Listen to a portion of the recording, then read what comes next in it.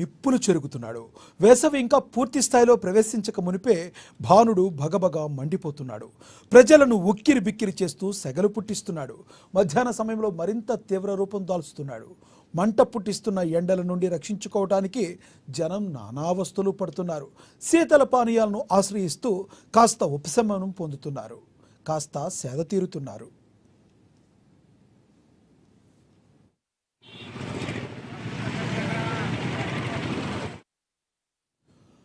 ఆదిలాబాద్ జిల్లాలో ఎండల తీవ్రత పెరిగింది. 4-5 రోజులుగా అత్యధిక ప్రాంతాల్లో 35 నుంచి 36 డిగ్రీల గరిష్ట ఉష్ణోగ్రతలు నమోదవుతున్నాయి. అంతకు మించి 4-5 డిగ్రీలు అధికంగా ఉందన్న స్థాయిలో ఎండ తీవ్రత కనబడుతుంది.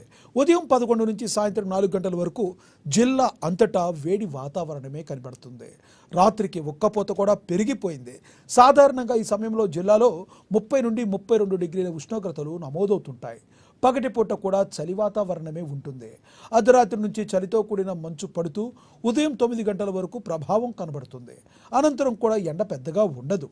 అయితే ఈ ఏడాది అందుకు భిన్నంగా ఉండడం జిల్లా వాసులను ఆందోళనకు గురిచేస్తుంది.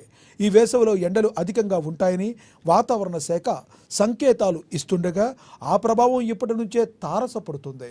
జిల్లాలోని అత్యధిక ప్రాంతాల్లో 4-5 రోజులుగా మధ్యాహ్నం 12 గంటల నుండి సాయంత్రం 4 గంటల వరకు 36 డిగ్రీల ఉష్ణోగ్రత నమోదవుతుంది.